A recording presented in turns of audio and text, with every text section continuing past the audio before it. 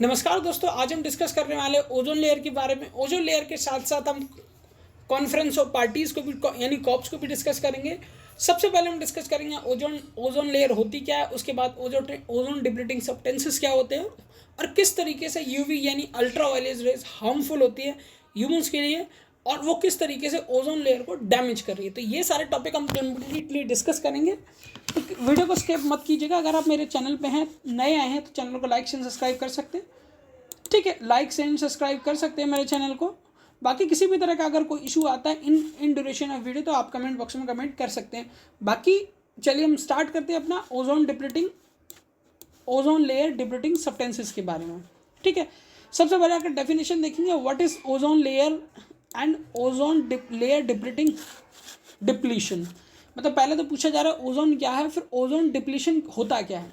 देखिए, the ozone layer is a thin layer of ozone gas in the earth stratosphere that play a critical role for protecting life on earth by absorbing harmful ultraviolet radiation from the sun।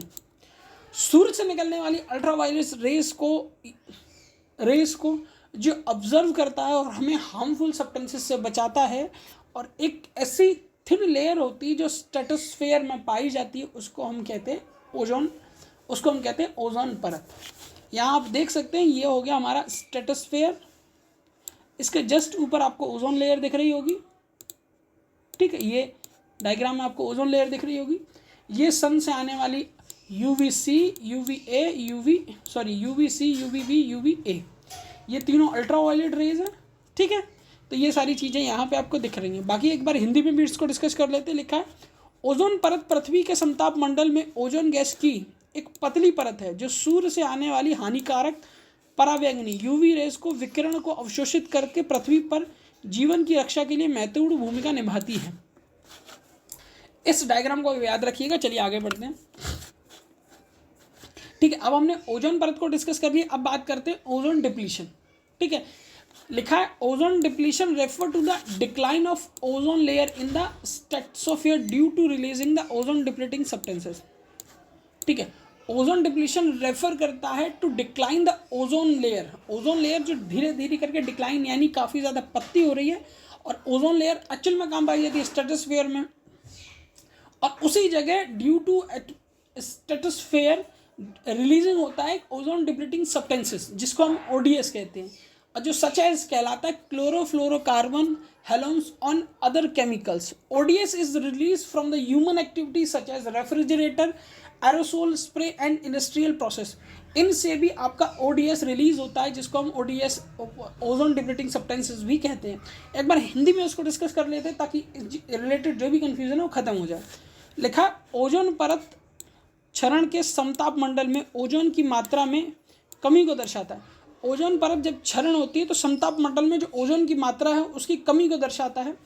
Ozone क्षयकारी पदार्थ है यानी ODS है, जैसे chlorofluorocarbon, CFC, halon और अन्य रासायनिक उत्सर्जनों के कारण होता है।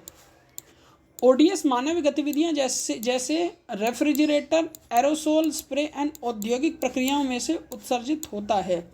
ठीक है, ये आपको कंप्लीटली दिख रहा होगा। साथ ही साथ ये डायग्राम मैं आपको पहले बता चुका हूँ। ये रहा क्लोरोफ्लोरोकार्बन जो अब बिल्कुल आपके ओडीएस के पास पाया जाता है, और O3 यानी ओजोन, और ये O2 ऑक्सीजन। ये इसके साथ ये और पाया जाता है क्लोरीन मोनोऑक्साइड, जिसको हम CClO भी बोलते हैं।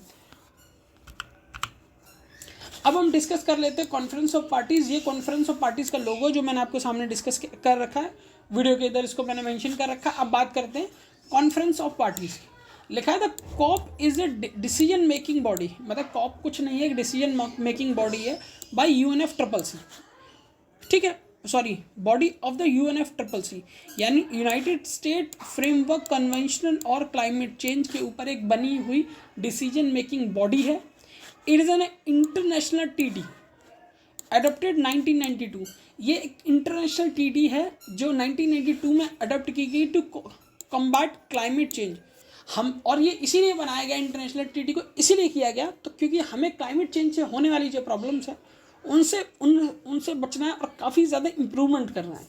ठीक है, all state that are parties to the convention are represent the COP. जितनी भी स्टेट्स हैं वो सारी पार्टीज मिलकर कन्वेंशन बनाती है जो रिप्रेजेंट करता है कॉप को। The review implementation of any legal instrument that convention adopt. COP UNFCCC की एक जिसको जलवायु परिवर्तन से निपटने के लिए 1992 में अपनाई गई एक अंतर्राष्ट्रीय संधि है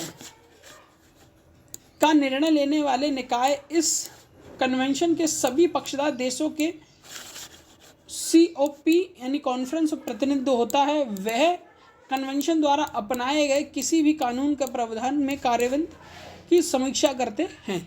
अब बढ़ते हैं थर्ड की ओर। अब लिखा है CMP conference of parties serving as a meeting of the parties in the Kyoto protocol. अब क्योटो प्रोटोकॉल को तो हम बाद में डिस्कस करेंगे, फिलहाल मैं आपको कॉन्फ्रेंस ऑफ पार्टीज बता देता हूँ। COP 1 कहाँ हुई थी, COP 2 कहाँ हुई थी, क्योंकि मेजरली पिछली बार अगर PYQ की बात करें तो एक PYQ पूछा गया था जिसमें COP के नाम दिए गए थे, COP के साथ साथ उन पर्टिकुलर कंट्री के नाम दिए गए थे जहाँ ये COP हुआ था। ठीक है, तो उसको ही देख लेते हैं। UNFCCC की फुल फॉर्म मैंने आपको बना दी, united national framework conference of climate change. ठीक है, अब बात करते हैं COP 1। COP 1 1995 में हुआ था जिसको बर्लिन में हुआ था। COP 2 की बात करें तो COP 2 1996 में जेनेवा स्विट्जरलैंड में हुआ था। COP 3 की बात करें 1997 क्योटो में हुआ था, जापान में हुआ था। इसी से हमने क्योटो प्रोटोकॉल वाज अडॉप्टेड, जो आज तक जिस क्योटो प्रोटोकॉल को हम पढ़ते हैं। अब याद रखिए Kyoto protocol directly connected to क्या, ओजोन लेयर। ठीक है, COP 4 की बात करें ये 1998 में हुआ था जिसमें हमने पेरिस एग्रीमेंट को अडॉप्ट किया था। ठीक है, ये आपका एरिज अर्जेंटीना में हुआ था। COP 5 की बात की जाए, COP 5 आपका 1999 में हुआ था बोन जर्मनी में। ठीक है, COP 6 की बात करी जाए, COP 6 2000 में हुआ था जो आपका नीदरलैंड में हुआ था। COP 6 2001 फिर बोन जर्मनी में हुआ था। COP अगर 7 की बात करें 2001 मार्केश मोरक्को में हुआ था। COP 8 की बात करें, COP 8 2002 दिल्ली इंडिया में हुआ था। COP 9 की बात करें तो 2003 मिलन इटली में हुआ था। COP 10 की बात करें 2014 में बुएनोस एयर्स अर्जेंटीना में हुआ था। हमारे लिए सबसे ज़्यादा इम्पोर्टेंट जो है, पहला तो आप ये याद रखिए, COP 8 2002 में इंडिया में हुआ था। उसके बाद क्योटो प्रोटोकॉल याद रखिए, और इसके साथ साथ 1995 और 1996 ये 4 प्रोटोकॉल ये 1998 भी है क्योंकि इसमें पेरिस एग्रीमेंट हुआ था। पेरिस एग्रीमेंट याद रखिए, क्योटो प्रोटोकॉल याद रखना है तो ये दोनों कोप आपको याद रखनी पड़ेगी, COP 4 और COP 3। साथ ही साथ COP 5 और साथ ही साथ COP 1 और COP 2 जो 1995-1996 में हुए थे। उसके साथ सबसे ज़्यादा मोस्ट इम्पोर्टेंट COP COP 8 है जो आपकी 2002 में दिल्ली इंडिया में हुई थी।